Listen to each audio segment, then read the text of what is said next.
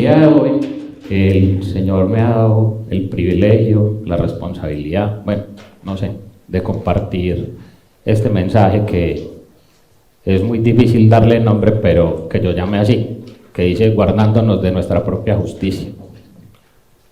Para eso yo los quiero invitar a que vayamos a Mateo 6:1, por favor.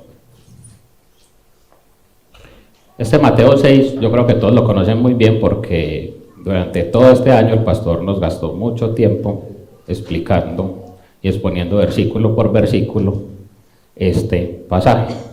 Este es el famoso Sermón del Monte. Y yo quiero que vamos a donde justamente empieza la primera enseñanza del Señor aquí, y es la siguiente, que dice: guardaos de hacer vuestra justicia delante de los hombres para ser vistos de ellos. De otra manera no tendréis recompensa de vuestro Padre que está en los cielos. Aquí me quiero centrar, vamos a la primera diapositiva, por favor, en lo siguiente, y es que nosotros hablamos, aquí está diciendo que nos guardemos de hacer nuestra justicia, porque la justicia del Señor y la de nosotros no son la misma, ¿cierto? Muchas veces yo pienso que lo que estoy haciendo es correcto, está bien, que estoy agradando a Dios, o que simplemente no estoy cayendo en pecado porque no estoy dañando a nadie de forma directa. Sin embargo, yo quiero que empecemos con dos puntos muy importantes. El primero es cuando yo hago mi justicia, ¿cierto? Cuando yo creo estar haciendo lo justo, es porque normalmente yo empiezo en un punto esencial, que es cambiar. El diccionario lo define como un verbo transitivo. Un verbo transitivo es pasar de una cosa a otra. Dice, dejar una cosa o situación para tomar otra. Usado también como intransitivo y como pronombre. Cambiar de nombre, de lugar, de destino, de oficio, de estilo, de opinión, de gusto o de costumbre. En la vida cristiana esto es muy común, ¿sí? Es muy común el cambiar de uno a otro, precisamente por eso. Pero la cuestión más importante es la siguiente: si es cambiar, si de verdad, si cambiar es simplemente dejar aquellas conductas que yo siento me alejan de Dios, porque muchas veces eso es lo que a nosotros más nos preocupa. Constantemente, aquí los que nos han acompañado con los varones, hemos hablado de esta clase de temas, lo que hay que dejar, lo que yo tengo que dejar, lo que yo como hombre debería hacer, lo que yo como esposo debería hacer y lo que debería dejar de hacer. Pasa constantemente. Como hombres, los hombres saben muy constantemente, hemos hablado, por ejemplo, un tema que aqueja mucho a los hombres, es la pureza sexual. Para muchos hombres a veces creen que es suficiente dejar de ver pornografía para dejar de pecar. Para muchos a veces simplemente es el dejar de hablar mal de otros. Piensa que con eso es suficiente, que ese es el punto central de su vida espiritual, es su principal dificultad. Pero si realmente estar bien con Dios es dejar de hacer o de tener esas conductas pecaminosas, la pregunta ¿es necesario para eso tener el Espíritu Santo? Yo lo pregunto. ¿Por qué? Porque muchos piensan que a veces simplemente guardarse, digámoslo, la pureza sexual pasa con, por ejemplo, los testigos de Jehová. Estudian mucho la Biblia y muchos de ellos se guardan sexualmente, pero para los que tienen los principios claros, saben que ellos no tienen el Espíritu Santo. Los musulmanes oran 5 veces al día, tampoco tienen el Espíritu Santo, pero llevan una vida religiosa. Constantemente nos estamos viendo sometidos a esta clase de cosas, y yo quisiera ponerles de manifiesto 2 ejemplos. El primero, alguna vez el pastor lo tocó aquí, pero yo vuelvo a él, y es una señora perteneciente a una iglesia como estas, que desde que viene o va en camino a su iglesia, tiene decidido el no ofrendar ese día. Ella en su corazón ha decidido que no tiene por qué ofrendar ese día, que no puede, que no le alcanza, o simplemente no lo quiere hacer. Ese día, al llegar a la iglesia, La señora está, se sienta, como estamos sentados todos aquí, y al final, en el tiempo de las ofrendas, como lo hacemos nosotros, se dice que se va a hacer una ofrenda especial, así como lo hemos hecho nosotros con los niños del Living África o el Christmas en Colombia. La señora ya decidió que no lo va a hacer, pero resulta que ese día la ofrenda la pasa recogiendo el pastor. Y cuando la señora ve que el pastor va pasando, rapidito mete la mano en el bolso y saca el primer billete que encuentra y lo tira. ¿Hizo algo bueno o hizo algo malo la señora? Esa es la pregunta. ¿Hizo algo bueno? Yo creo que todos podríamos coincidir en que dar dinero para niños necesitados es algo bueno, ¿cierto? La cuestión está, y lo que yo quiero poner hoy de manifiesto es lo que viene por debajo. ¿Cuál es la motivación de la señora? Si ella estaba segura de que no debía dar y de que estaba bien no dando, ¿por qué? Al final, cuando el pastor recogió la ofrenda, sí terminó dando. Porque lo que ella de verdad ama y lo que a ella de verdad le importa es la opinión del pastor. ¿Cómo la ven los otros? Es una manera de amarse uno mismo. Y muchas veces nosotros hacemos este tipo de cosas exactamente. Cuando hablamos de guardarnos de nuestra propia justicia, cuando hablo de eso, ahí está. Esas son esas primeras acciones. Otro ejemplo muy claro, un muchacho conocido, un conquistador. Cada 8 días consigue una mujer diferente, recorre todas las discotecas de la ciudad, todos los bares, y cada 8 días lo más importante para él es salir con una mujer. Incluso el tema con él va más allá del placer sexual. Simplemente él lo que más ama es ser el más popular entre sus amigos, ser admirado por todos ellos. Un día este joven conoce el Evangelio, se involucra en la iglesia, empieza a asistir a los ministerios, pasa de un ministerio a otro y a otro. Y después de los ministerios se convierte en un pastor. Después de que él se convierte en un pastor, es un pastor reconocido, famoso, un gran predicador, un gran evangelista, recorre el mundo dando testimonio de su gran obra.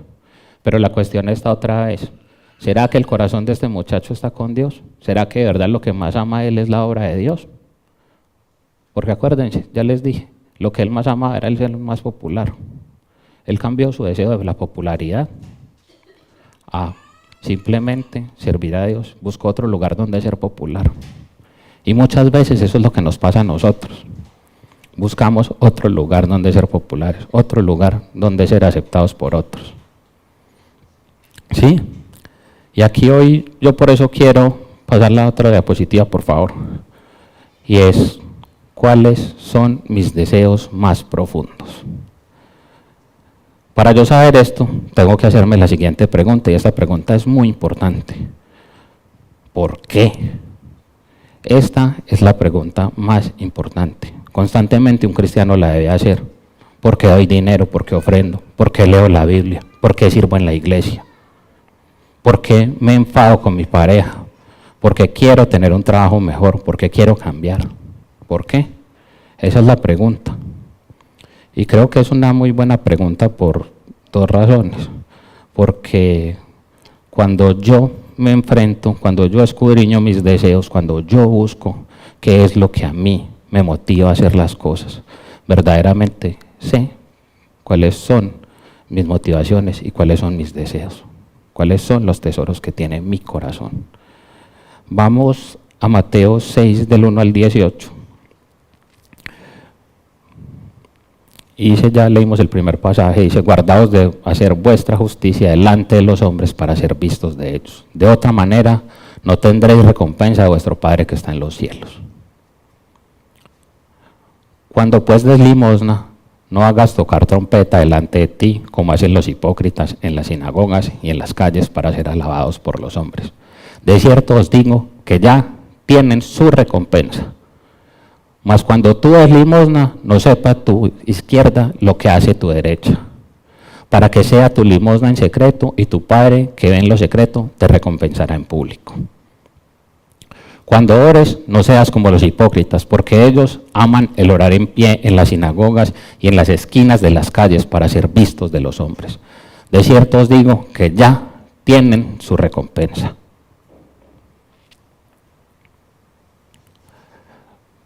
Mas tú, cuando ores, entra en tu aposento y cerrada la puerta, ora a tu Padre que está en secreto, y tu Padre que ve en lo secreto te recompensará en público. Y orando, no uséis vanas repeticiones como los gentiles que piensan que por su palabrería serán oídos. No os hagáis pues semejantes a ellos, porque vuestro Padre sabe de qué cosas tenéis necesidad antes de que vosotros lo pidáis. Vosotros pues oraréis así: Padre nuestro que estás en los cielos, santificado sea tu nombre, venga tu reino, hágase tu voluntad, como en el cielo, así también en la tierra. El pan de nuestro de cada día, dánoslo hoy. Y perdónanos nuestras deudas como también nosotros perdonamos a nuestros deudores. No nos metáis en tentación, mas líbranos del mal, porque tuyo es el reino y el poder y la gloria por todos los siglos. Amén. Porque si perdonáis a los hombres sus ofensas, os perdonará también a vosotros vuestro Padre Celestial. Mas si no perdonáis a los hombres sus ofensas, tampoco vuestro Padre os perdonará. Cuando ayunéis, no seáis austeros como los hipócritas, porque ellos demudan sus rostros para mostrar a los hombres que ayunan. De cierto os digo que ya tienen su recompensa. Pero tú, cuando ayunes, unge tu cabeza y lava tu rostro, para no mostrar a los hombres que ayunas, sino a tu Padre que está en secreto. Y tu Padre que ve en lo secreto te recompensará en público. Aquí yo quiero otra vez volver al versículo 1, porque muchas veces nosotros nos centramos aquí y creemos que lo más importante es los primeros versículos cuando dice la oración, que a Jesús le preocupa la oración, la limosna, el ayuno. Pero Jesús lo que les está diciendo es: guárdense de hacer las cosas por su propia justicia. Es lo primero que Él les dice, antes de hablarles de todo lo otro. Les dice: guárdense de esto. ¿Por qué? Porque la recompensa de los hipócritas ya está. Aquí nosotros muchas veces tendemos a hacer lo que hacían los fariseos. El segundo versículo habla de que los fariseos tocaban trompeta cuando daban limosna, porque las limosnas de los fariseos eran grandes cantidades de dinero. Cuando habla de la oración o cuando habla del ayuno, los fariseos tenían la costumbre de ayunar 2 días a la semana, los lunes y los jueves. Religiosamente lo hacían, porque eso era lo más importante para ellos, su testimonio personal, ser vistos. Ellos amaban ser vistos en las sinagogas, amaban estar en las primeras filas y ser reconocidos por todo el mundo. Pero aquí lo más importante y lo que Jesús les intenta enseñar a sus discípulos es: ¿por qué lo hacen? ¿Por qué? ¿Ustedes por qué están haciendo esto? Sí, vamos a la tercera diapositiva, a ver, por favor.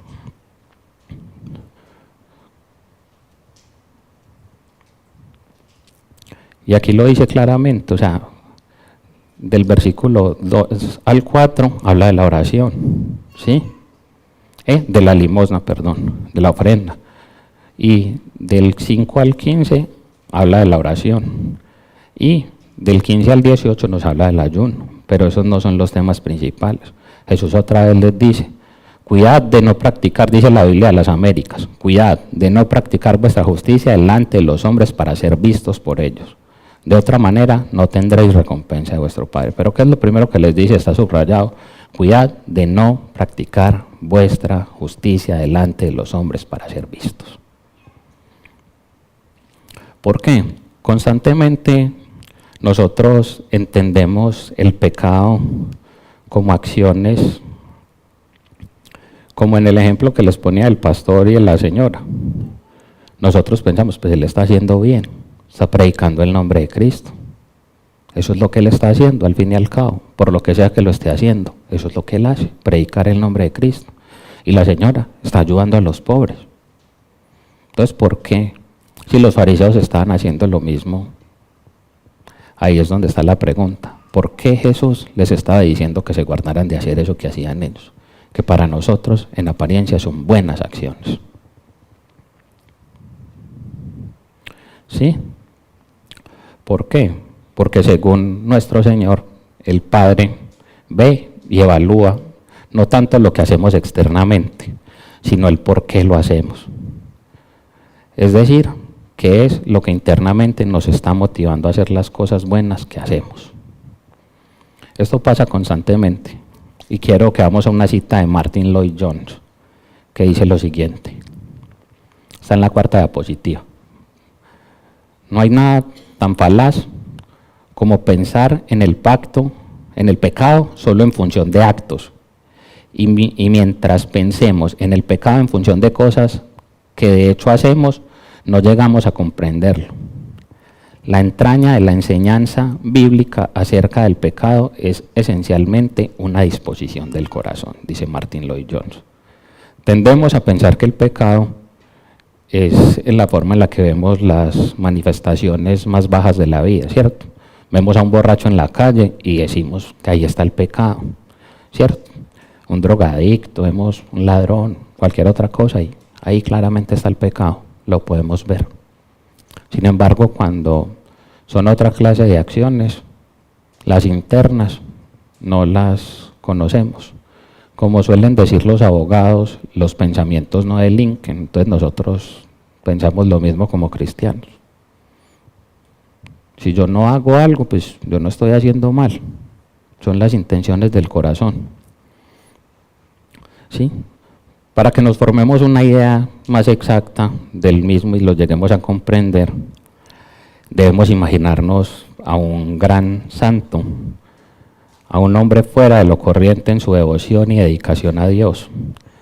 Y ahí, una persona de rodillas, en lo secreto, en la presencia misma del Señor, como lo dice Jesús en el versículo 6:5 de Mateo. Aún en esas circunstancias, siempre estamos asediados por el yo. Y la tentación para él consiste en pensar bien de sí mismo y adorarse a sí mismo en vez de adorar a Dios.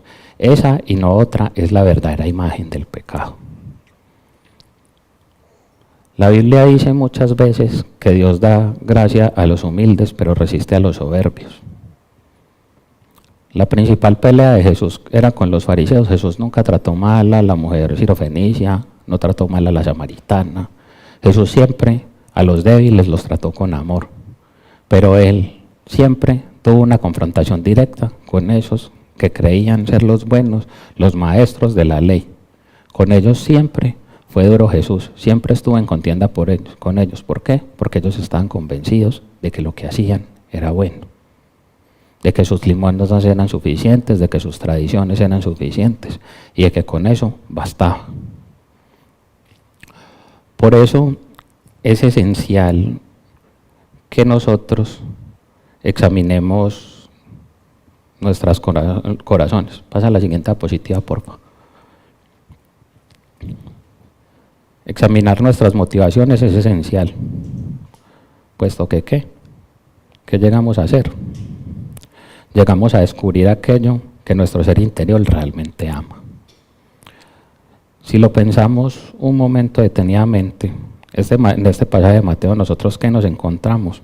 Que es posible obedecer los mandamientos, ofrendar, orar, ayunar, sí, pero sin verdaderamente estar obedeciendo al Señor, sin obedecer el primer y más grande mandamiento, que es amar a Dios de corazón.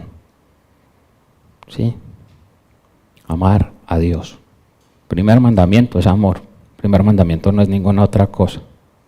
Y nosotros siempre hablamos de obediencia. Lo primero que nos dicen a nosotros, ¿cuál es el primer mandamiento? No, pues, yo no sé, que no robar, es que yo ya no robo, es que yo ya no veo, yo ya no fumo. Y eso es el testimonio de muchos cristianos después de toda la vida. Se quedaron que ellos ya no toman y ya no fuman. ¿Cierto? No, es que yo ya no adultero, yo antes tenía otras mujeres diferentes a mi esposa, pero ya. Y en eso se quedó el testimonio de los cristianos, después de toda una vida. Si uno ayuna para que los demás lo vean, lo que realmente ama es la gloria de los hombres. Y al hacerlo se está amando a sí mismo. ¿Usted qué es lo que está buscando siempre? El aplauso. Bravo, vas muy bien. Usted tan espiritual, usted como ora de bonito. Ay, usted que ayuna, usted cómo hace, yo que no soy capaz de ayunar. Yo me levanto con esas ganas de ayunar, pero paso por la cafetería apenas salgo y ya, se me mueren las ganas del ayuno. Me dura la motivación hasta la hora del almuerzo. Y siempre es lo mismo. Constantemente ven estas cosas, pero el tema no es ese. No es que tanto ayuna otro, que tan temprano se levanta a orar, sino qué es lo que lo motiva a hacer eso. Por otro lado, lo importante, no estoy diciendo que el ayuno no sea una disciplina que va a ser practicada. Lo importante del ayuno es si usted lo hace para separar un tiempo especial con Dios. ¿Por qué? Porque hay muchas personas que tienen la costumbre, aún con una disciplina como el ayuno, de hacerlo para que Dios les dé cosas. No, es que yo estoy ayunando por un carro, es que yo estoy ayunando por un esposo, es que yo estoy ayunando por tal cosa, por tal otra. Y resulta que en la Biblia en ninguna parte dice que el ayuno era para que el Señor les concediera nada, más que arrepentimiento genuino. El caso de Jonás en Nínive, ¿qué hizo el rey de Nínive? Proclamó ayuno hasta para los animales.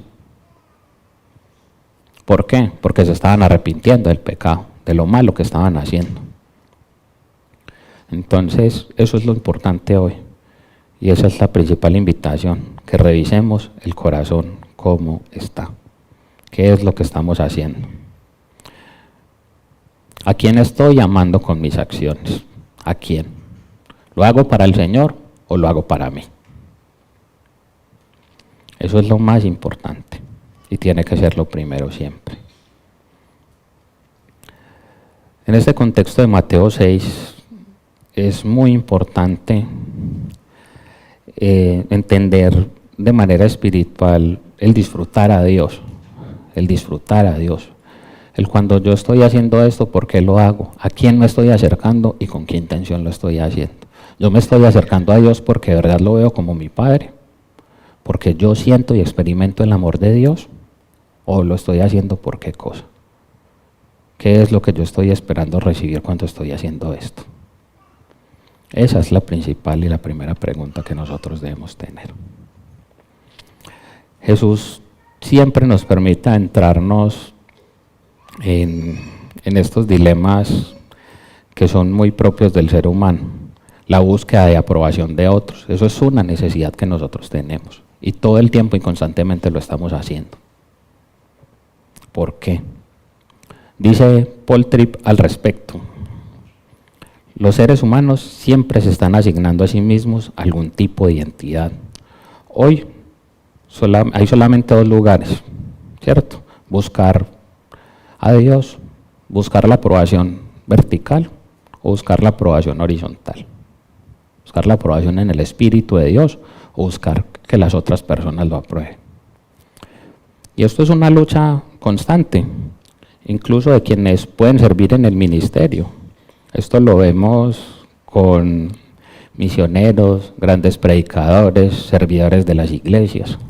¿Cuántas personas no llegan a las iglesias y lo primero que hacen es, cruzan esa puerta o en cualquier iglesia, yo quiero servir, es que a mí me gusta servir, a mí me gusta es ayudar, a mí me gusta es estar al frente, a mí me gusta ser visto por la gente, ¿sí?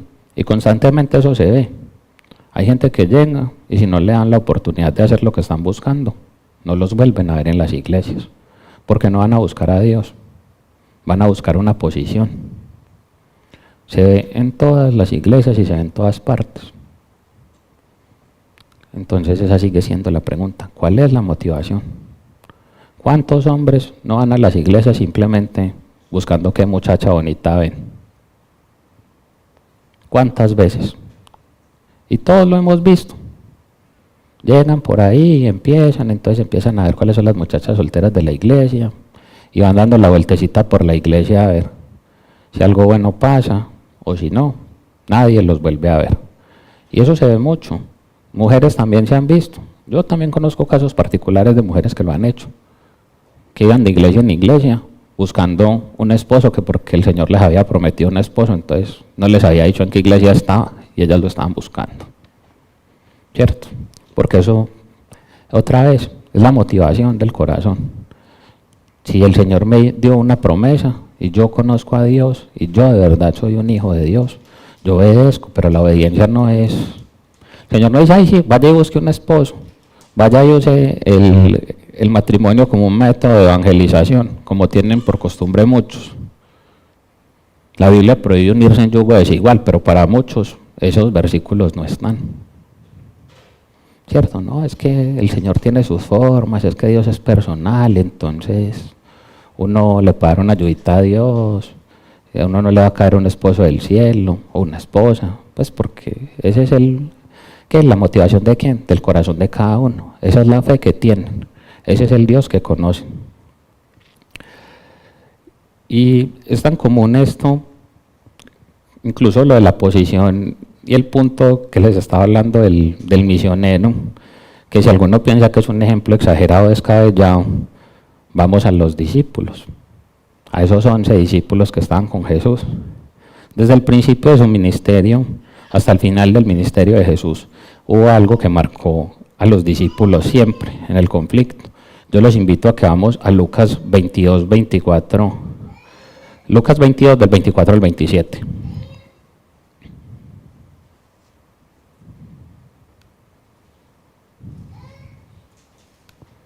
Dice, hubo también entre ellos una disputa sobre quién de ellos sería el mayor. Pero él les dijo, los reyes de las naciones se enseñorean de ellas, y los que sobre ellas tienen autoridad son llamados bienhechores. Mas no así vosotros, si no sea el mayor entre vosotros como el más joven, y el que dirige como el que sirve. Porque ¿cuál es mayor? ¿El que se sienta a la mesa o el que sirve? No es el que se sienta a la mesa, mas yo estoy entre vosotros como el que sirve. Les dijo Jesús. ¿Cuál era el ejemplo de Jesús? Les lavó los pies al que lo negó y al que lo vendió.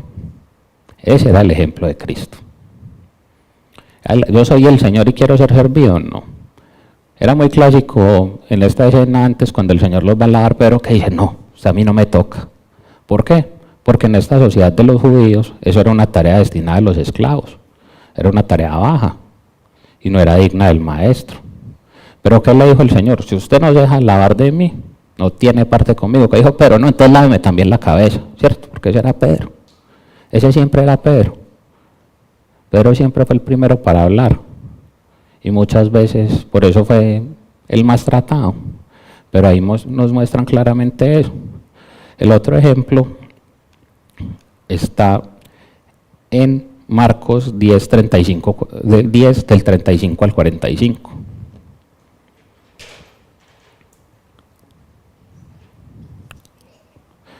Marcos 10, 35, 45. Por favor. Entonces, ¿quién más viene aquí? Jacobo y Juan, los hijos de Zebedeo. Se le acercaron diciendo, Maestro, queríamos que nos hagas lo que pidiéramos. Él les dijo, ¿qué queréis que os haga? Ellos le dijeron, concédenos que en tu gloria nos sentemos el uno a tu derecha y el otro a tu izquierda. Entonces Jesús les dijo, no sabéis lo que pedís. ¿Podéis beber del vaso que yo bebo o ser bautizados con el bautismo con el que yo soy bautizado? Ellos dijeron, podemos. Jesús les dijo, a la verdad, del vaso que yo bebo, beberéis, y con el bautismo con que yo soy bautizado, seréis bautizados. Pero el sentaros a mi derecha y a mi izquierda no es mío, darlo, sino a aquellos para quienes está preparado. Cuando lo oyeron los 10, comenzaron a enojarse contra Jacobo y Juan. Mas Jesús, llamándolos, les dijo, ¿sabéis que los que son tenidos por gobernantes de las naciones se enseñorean de ellas, y sus grandes ejercen sobre ellas potestad? Pero no será así entre vosotros, sino el que quiere hacerse grande entre vosotros será vuestro servidor. Y el que de vosotros quiera ser el primero será siervo de todos. Porque el Hijo del Hombre no vino para ser servido, sino para servir y para dar su vida en rescate por muchos. Hasta ahí está bien. Otra vez, el ejemplo del misionero está muy lejos de esto. ¿Quiénes eran estos? Los hombres que caminaron al lado de Jesús. No es que lo conocieron de lejitos, no es que les hablaron de Jesús, no. Ellos caminaron al lado de Jesús 3 años. Y estas eran las disputas. ¿Qué era lo que ellos de verdad amaban? Ser importantes, ser los discípulos del maestro. Por eso siempre estaban con el maestro. Y siempre lo hicieron. Siempre fue la pelea constante. Por allá otra vez después, Jacobo y Juan más adelante van a mandar a la mamá. ¿Cierto? Vaya, mamá, vaya usted y le dice al maestro a ver, para que nos dé el empujoncito y nos brinquemos ahí un poquito en la fila, ¿cierto? Y ese siempre ha sido una constante de nosotros, el tener que sobresalir por encima de los otros, el ser importantes para los otros, el aplauso. Lo que muchas veces pasa también y lo hemos visto, con los famosos cantantes cristianos, las cosas que pasan. Se les olvida a quién sirven y qué es lo que ellos hacen, que ellos son adoradores y no son personajes famosos que deben ser reconocidos y que deben estar buscando el aplauso. Hace unos meses estuvo aquí en esta ciudad un cantante cristiano muy famoso, todo el mundo lo conoce, pero hay que ver qué es lo que ese cantante cristiano está hablando hoy en día, qué es lo que hace él con sus famosos libros últimamente, quién escribe los prólogos de sus libros. Usted ahí mira al famoso Marcos Witt y su último libro lo escribe el prólogo, un experto en Reiki, en meditación y en todas estas cosas orientales, y ahí es que uno vuelve y dice, ¿y dónde están? Usted no se supone, este señor es un gran cantante cristiano, la alabanza de él es famosa, ha sonado en todas las iglesias, todo el mundo conoce a Marcos Witt, pero ¿y? Si lo importante no es quién conoce a Marcos Witt o quién conoce a ninguno de estos cantantes cristianos, porque a nosotros no nos corresponde juzgar a nadie, eso le corresponde a Dios. Pero ahí miramos que constantemente pasa esto, estamos en la búsqueda de la posición y nos interesa ser importantes, no nos interesa otra cosa. Por eso, en este punto, ¿qué podemos hacer nosotros? Ellos siempre lo que buscaban era tener valor, ¿por qué? Porque el valor se los asignaban los otros. Pero ¿qué necesitamos nosotros? Necesitamos luz. Pasa la otra diapositiva, por favor.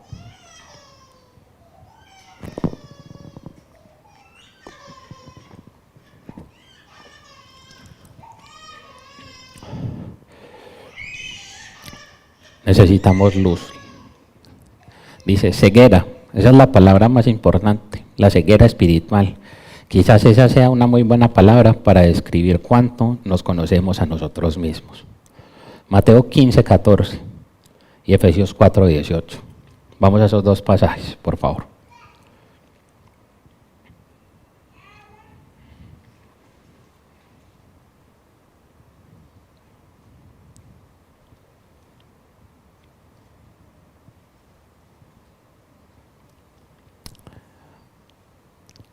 Sí, dale.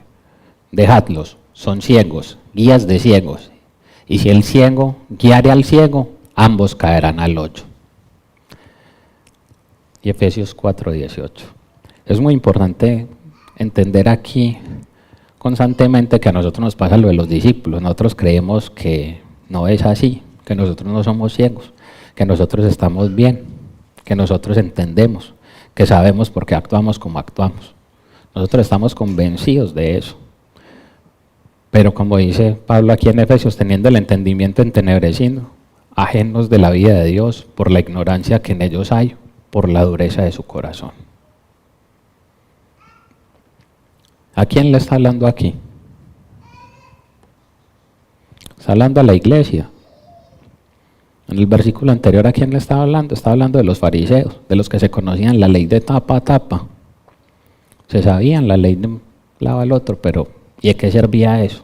¿Qué cambiaba con que ellos se supieran toda la ley? ¿Qué les dijo el Señor cuántas veces? Que son sepulcros blanqueados, víboras, generación de víboras. ¿Por qué? Porque lo único que destilaban era eso, veneno, haciendo perder a los otros. Y esa es una triste realidad que nosotros hoy como iglesia vivimos. Nosotros vivimos en el engaño. Nosotros creemos conocer nuestro propio corazón y que hacemos lo que hacemos por amor. Pero lo más normal es que vivimos engañados. Jeremías 17:9, primera de Juan 1, del 8 al 10. Pero para eso el Señor nos dio una solución, la promesa. ¿Qué les dijo Jesús a los discípulos cuando iba a morir? El que les dijo, os conviene que me vaya. Os conviene que me vaya. ¿Por qué? Porque yo enviaré ¿a quién? Al Consolador, al Espíritu Santo. Él es el único que nos puede iluminar. El único que nos puede iluminar a nosotros es el Espíritu Santo de Dios. Dice, sí, Jeremías 17:9. Engañoso es el corazón más que todas las cosas y perverso. ¿Quién lo conocerá? Esto a mí me trae un recuerdo muy de la iglesia donde yo nací. Cuando alguien cumplía años, el mensaje de felicitación de todo el mundo era, ay, que el Señor cumpla los anhelos de tu corazón. Eso era un mensaje constante. Y todo el mundo era, ay, sí, Josecito está cumpliendo años. Que el Señor le conceda todos los deseos de su corazón. Pero ¿qué dice la Biblia? Que el corazón es que engañoso y perverso. Y nosotros dicen, es que yo en mi corazón lo siento. Y siempre lo que debemos hablar es que en mi corazón. Mire lo que dice la Biblia del corazón. O sea, y primera de Juan 1:8 dice, si decimos que no tenemos pecado, nos engañamos a nosotros mismos y la verdad no está en nosotros. Y por eso el Espíritu Santo trae luz a nosotros, porque es el único que puede traer. Juan 16, del 7 al 14 y Efesios 1, 18, 19. Nosotros tenemos que entender que de esto no se salvan ni siquiera los hombres y las mujeres más iluminados.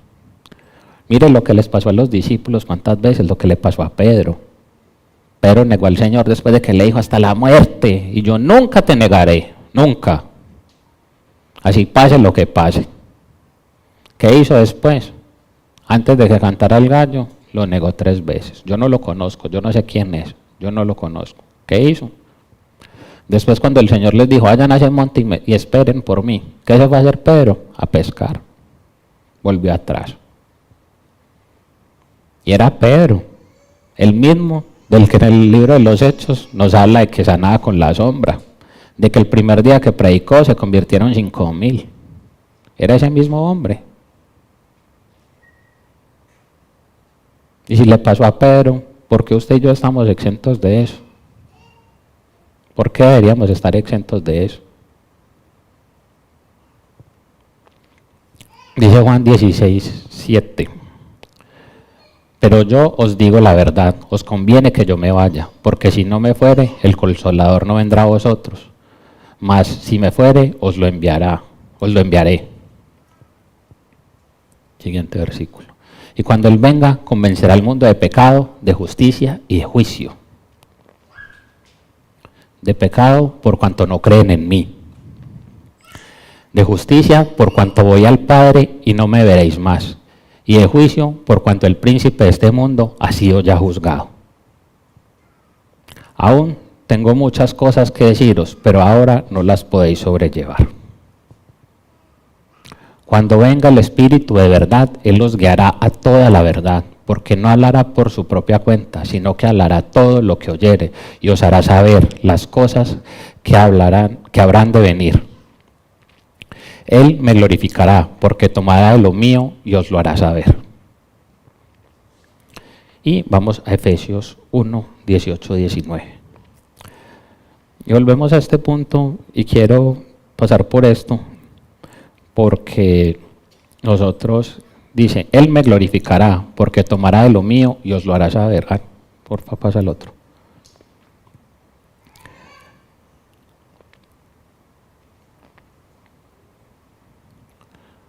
Alumbrad los ojos de vuestro entendimiento, para que sepáis cuál es la esperanza a que Él os ha llamado, y cuáles las riquezas de la gloria de su herencia en los santos, y cuál la supereminente grandeza de su poder para con nosotros los que creemos según la operación del poder de su fuerza. Listo. Si ustedes miran este punto, el Espíritu Santo es el único capaz de iluminarnos esto. Si nosotros podemos tener 3 ejemplos claros: Pedro, el profeta Isaías y Pablo. Isaías, en Isaías 6:5 dice, ¿qué dice él? Si ustedes recuerdan, Isaías entra a la presencia del Señor y él que dice, ¡ay de mí, que soy hombre pecador, de labios inmundos! Eso es a lo que a mí me lleva el Espíritu Santo, a entender quién soy yo.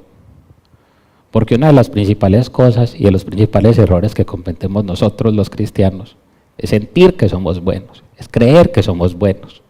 Es que yo no soy como ellos, como el fariseo Y el recaudador de impuestos, cuando oraba, que la Biblia dice, oraba consigo mismo y dice, Señor, te doy gracias porque yo no soy como él. No soy como el recaudador de impuestos. ¿Cuántas veces nosotros somos ese fariseo? Que yo no soy como la gente que está en el mundo. Yo no soy como esos que... ¿Sí? Pero en Lucas 5:8, ¿qué dice? Apártate de mí, Señor, porque soy hombre pecador. Eso es a lo que nos lleva a nosotros el Espíritu Santo, a reconocer y a entender quién es Dios y quiénes somos nosotros. Pablo en Romanos 7:24, ¿qué dice? Miserable de mí, miserable de mí. Este cuerpo de muerte, el pecado, la lucha. Y hay que ser muy claros en esto. Ellos todos viven una experiencia similar. Y es lo que Jesús en Mateo 5:3 llama pobre de espíritu. Ese que se reconoce a sí mismo, que después de mucho tiempo sabe en lo que está, sabe quién es. Ese cristiano, el cristiano, obviamente el verdadero cristiano obedece, pero tiene claro por qué obedece. Tiene que tener claro por qué obedece. Nosotros tenemos que tener una vida que dependa del Espíritu Santo, no una vida moral, no una vida que dependa de es que yo soy bueno, de que es que aquí me aplauden, de que es que aquí me... Sí, porque nosotros caemos en eso. Es que el pastor me dijo que estaba muy juicioso yendo a la iglesia, entonces yo sigo yendo a la iglesia porque a mí me gusta que el pastor me diga que yo voy a la iglesia, ¿cierto? Tan bonito como está de juicioso. Entonces uno se siente bien. Nosotros somos seres vanidosos y nos gusta que nos digan cosas bonitas, no nos gusta que nos digan cosas malas. Pero hay que pasar al otro punto. No nos podemos quedar en eso, sino cuál es el motivo. Si ustedes miran Mateo 6, en estos momentos nosotros podemos estar haciendo lo malo, aún practicando las disciplinas espirituales. Aún hoy yo que estoy parado aquí al frente puedo estar haciendo algo malo. Y se supone estoy hablando la verdad de Dios. Pero, ¿qué hay que revisar? Mi corazón. ¿Qué estoy buscando yo? ¿Glorificar al Señor? ¿Servir al Señor? ¿O el aplauso? Ay, es que usted predica muy bonito, es que usted habla muy bonito, es que usted ora muy bonito. No se trata de qué tan bonito, tan elocuente puede ser uno cuando habla. O qué tan bonitas o emocionales puedan parecer sus oraciones. Se trata de cuál es la verdadera motivación suya. Se trata de quién es el que está haciendo la obra. ¿Es usted o es el Espíritu Santo de Dios? ¿Es lo que pienso yo o es lo que dice la verdad de Dios? Porque es que a nosotros nos pasa constantemente mucho esto. Y es que muchos llegan a decir, ay, es que yo no estoy de acuerdo con eso que dijeron allá. En esta iglesia el anhelo desde el pastor y de los servidores ha sido el mismo siempre. Predicar la verdad de Dios. Y si la verdad de Dios le gusta a la gente, gloria al Señor. Y si no, también, porque sigue siendo la misma. El evangelio incomoda y tiene que incomodar. Porque usted no va a la iglesia que le digan, ay, sí, tan bonito. Es que las promesas hoy en día, ay, yo lo recibo, amén, lo declaro, ¿cierto? La bendición, entonces así nos gusta, la bendición. Pero se nos olvida que las bendiciones tienen condicionantes. Que el Señor nos mandó a obedecer, que nos dio unos mandamientos y unos principios que tienen promesas. ¿Sí? Cuando el diezmo, ahí habla del diezmo claramente, pero cuando yo diezmo, ¿qué dice? El Señor en Malaquías promete que al que diezma, que Él hará ¿qué? Abrirá las ventanas de los cielos y reprenderá al devorador. Eso es lo que el Señor promete. Pero nosotros, ¿qué queremos? La bendición, ¿cierto? Que la ventana del cielo se abra, pero sin el diezmo, porque es que eso lo gasta el pastor. Entonces, ¿cierto? No, o sea, ese versiculito borrémoslo porque ese versículo a mí no me gusta. Y la verdad de Dios es una sola. Los principios están. El diezmo es un principio como el perdón. La Biblia nos dice muchas veces que no se ponga el sol sobre vuestro enojo y que si usted sabe que su hermano tiene algo contra usted, antes de usted dar la ofrenda, la deje ahí, vaya y se ponga en paz con su hermano y después vuelva. Eso nos dice la Biblia. Pero nosotros sacamos muchos el celular y, ¿cierto? La transferencia y yo ya le cumplí a Dios, yo ya ofrendé, yo ya. Que no hace más, no es que el perdón no me ha bajado el corazón, es que yo todavía no estoy listo, es que uno es humano y tiene cosas. ¿Quién nos dio? El Espíritu Santo, nos dieron al Consolador. O sea, esto no es de que es que a mí me gusta, que es que a mí me parece, que es que esto sí, que es que esto no. La verdad de Dios es una sola y tiene que ser vivida a cabalidad. Si nosotros examinamos nuestras motivaciones y nuestros deseos, lo más seguro es que lleguemos ahí, es que lleguemos a saber y a conocer nuestro corazón, porque nos permite ir cambiando los pensamientos, renovando nuestra mente, mirar por qué hacemos cada cosa y ajustarnos a Dios. Cuando yo de verdad examino mis motivaciones, sé por qué hago lo que estoy haciendo. Vuelvo y le digo, ¿usted por qué? La Biblia dice, aquí siempre el pasaje de las ofrendas es uno muy claro, ¿cierto? No es por qué, ni por necesidad, ni por obligación, ¿cierto? Porque Dios ama al que da con alegría. Pero nosotros no, yo necesito esa plata porque se me va a vencer la visa, porque necesito la plata para el sponsor, porque es que la plata de no sé qué. Entonces, pues, el pastor dijo que el Señor da bendición al que diezma, entonces comprometamos al Señor. Como dicen los del Evangelio de la Prosperidad, comprometan al Señor. Ya lo hipotecó usted, ya diezmo, bueno, entonces vamos a dar las ofrendas para que vean los milagros. Y a muchos les gusta escuchar eso. Pero eso no se trata de la cantidad de dinero que usted da. Jesús lo dejó muy en claro otra vez, la actitud del corazón con la viuda pobre. Él decía que los grandes ricos pasaban y vaciaban el saco. Pero pasó la viuda pobre y echó 2 monedas que tenía. Pero el Señor dice claramente que nadie dio más que la viuda, porque ella dio todo lo que ella tenía. Esa es la actitud que el Señor pide, todo. El Señor no pide un pedacito. ¿Usted sabe cuándo usted de verdad está dándole algo a Dios? Cuando a usted le duele. O sea, cuando usted de verdad da, a usted le duele, porque eso no sobra. Pero el Señor, ¿qué dio por nosotros? Un hijo. Los que tienen hijos saben lo que cuesta un hijo. Yo tengo una hija, y si el Señor me pidiera a mi hija, tendría que ser honesto y decir, Señor, no puedo. No puedo. No podría hacer lo que hizo Abraham cuando iba a sacrificar a su hijo. En mi corazón no soy capaz de sacrificarlo. Pero esa es la honestidad que nosotros tenemos que tener delante de Dios. Nos decimos, sí, Señor, y hasta la muerte, y yo no negaré mi fe. Y Pedro.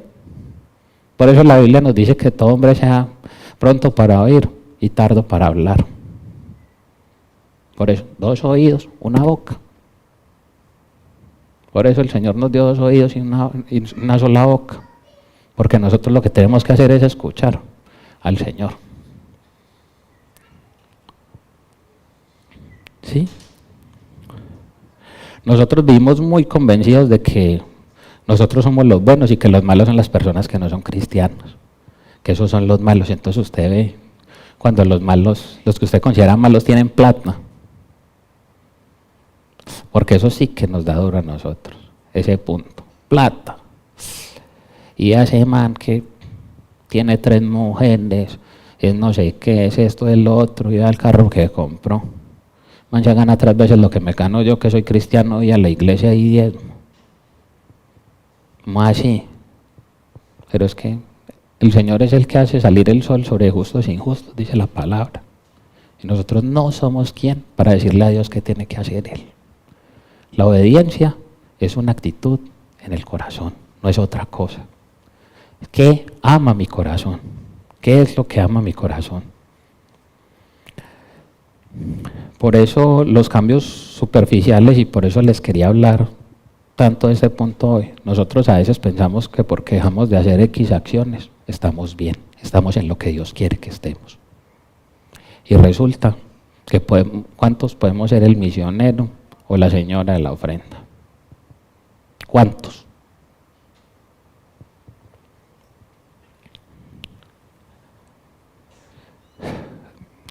Yo para finalizar quiero que vamos a este último pasaje, 2 Corintios 13:5 en NTV.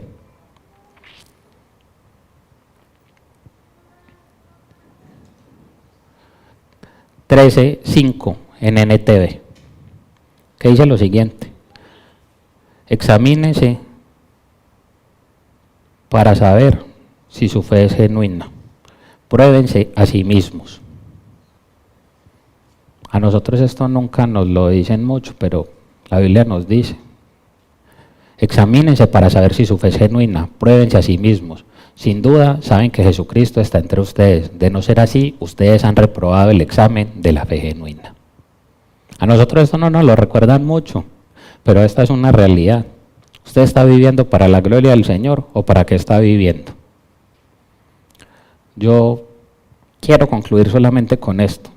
En el anticipo del final de los tiempos, Jesús en Mateo 7, 22, 23 dice lo siguiente. Dice: muchos me dirán en aquel día: Señor, Señor, no profetizamos en tu nombre, y en tu nombre echamos fuera demonios, y en tu nombre hicimos muchos milagros. Y entonces les declararé: jamás os conocí. Apartaos de mí los que practicáis la iniquidad. Es muy importante que notemos aquí esto. Y es muy importante, la palabra con la que empieza el versículo 22 es ¿cuál? Muchos. Muchos me dirán. No dice unos poquitos. Y esto no le está hablando a la gente que está fuera de la iglesia.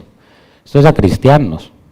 Esto está hablando aquí de grandes predicadores que vemos en las redes, que tienen aplicaciones, que tienen podcasts, YouTube, etcétera, donde quiera que los quiera encontrar, que tienen libros y que son famosos. Esto no es para la gente que está afuera, esto es para nosotros. Y la pregunta es: ¿usted es uno de esos muchos? Hoy lo único con lo que yo quiero quedarme y es la importancia de esto, y es que si usted lo mira, ellos le contestan: Señor, pero ¿qué hicimos? Es que nosotros te estábamos sirviendo en tu nombre. Él dice: en tu nombre. Ahí no dice, y Jesús no lo reprueba por decir: no, es que ustedes cuando salían de la iglesia como pastores se emborrachaban, tenían otras mujeres. Les dice: yo nunca los conocí. Él ahí no dice nunca que no hicieron los milagros, que no echaron fuera a los demonios. Pero se puede servir a Cristo por vanagloria. Y ahí está el problema. Eso es a lo que yo los invito hoy. Yo con esa palabra, muchos, quiero concluir esto. Muchos de estos pueden ser ovejas vestidas de lobos. Y esperemos que el Señor no nos diga en ese día que jamás nos conoció.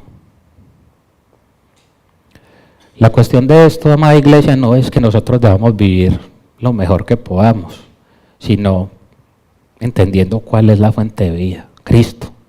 Todos los días hay que morir, todos los días hay que buscar a Dios, todos los días. Cuando yo me levanto a orar, ¿por qué me levanto a orar a la hora que sea que me levante a orar? Y si no estoy orando, ¿por qué lo estoy haciendo? Examine su corazón, examínese a usted mismo, porque esto no tiene ninguna segunda opción. El Señor, ¿usted está o no está? Con el Señor usted no está en la mitad. ¿Está o no está? ¿Usted es o no es cristiano? Y porque usted diga que es cristiano, no pasa nada. Mire que es que aquí le está hablando a los líderes, a los predicadores, no a los que se sentan en la iglesia. Que la gente muchas veces le dice a los pastores: no, pastores, que ore usted, que a usted el Señor sí lo escucha. Es que usted sí.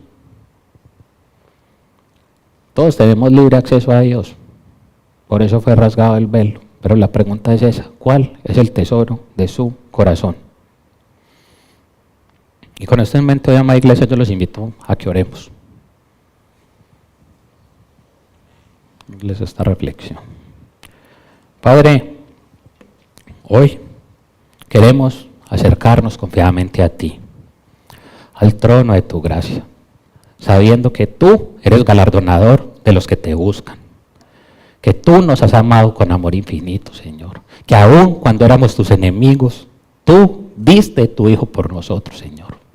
Nos salvaste, nos perdonaste, Señor, por misericordia y por amor de tu nombre. Hoy, Dios, queremos entregarte el corazón, circuncidar el corazón, oh Dios. Hoy queremos dejar atrás esa vida religiosa, esa vida de mentiras. Ese de creer, es que yo soy bueno porque no hago esto, porque no hago lo otro, porque diezmo, porque ofrendo, porque ayuno. Señor, límpianos de esa idea de que somos buenos, Señor. Y al igual que lo reconoció Pedro, somos pecadores de labios inmundos. Señor, límpianos, oh Dios, porque hoy, al igual que tú nos dijiste, por medio de Pablo, pruébese a cada uno a sí mismo. Hoy yo lo invito a que pruebe su corazón porque es un día que vamos a recibir la Santa Cena. Y no queremos, aquí en esta iglesia nadie le va a decir a usted, usted no puede recibir la cena. El que se tiene que decir eso a usted es usted mismo, porque el Señor dice que no tomen la cena indignamente. Revise su corazón, revise lo que usted hace, pero lo más importante no es, no tome la cena por el que lo está viendo, por el que no lo está viendo. Sino si usted no la toma, ¿qué es lo que hay hoy en su corazón? ¿Y qué es lo que tiene que dejar usted en su corazón para que la próxima vez la pueda tomar? Porque el Señor lo dice, no lo tomen indignamente. Señor, no queremos tomar tu palabra ni tu nombre de manera indigna, oh Dios. Queremos ser igual que David lo escribió en el Salmo. Una sola cosa hemos demandado y una cosa demandamos, Señor, y es que estemos todos los días delante de ti, Señor. Que podamos inquirir, que podamos doblar la rodilla delante de ti, oh Dios. Hoy yo te pido por esta iglesia, Señor, como Living Stones. Hoy como hermanos, Señor, queremos ser uno. Tú nos trajiste con un propósito hoy, oh Dios, y hoy te entregamos este puñado de corazones, Señor, entendiendo tu soberanía, tu amor, Señor, y que tú eres quien pone en nosotros el buscarte, quien pone el querer y el hacer con tu Santo Espíritu, oh Dios. Hoy danos de tu Santo Espíritu, que seas tú quien se mueve con poder en medio de esta tu iglesia, Señor, y que dobleguemos el corazón ante aquello que nos aqueja, ante aquello que son nuestras dificultades, Señor. Límpianos de esa idea de ser buenos, oh Dios, de que somos dignos, porque no somos dignos de ti, Señor. Pero tú nos has amado y queremos corresponder a ese amor que tú nos das, oh Dios, porque tú nos amaste primero. Te damos muchas gracias, oh Dios, y nos quedamos delante de ti. En el nombre poderoso de tu amado Hijo Jesucristo te damos gracias, para su gloria y para honra de su nombre. Amén.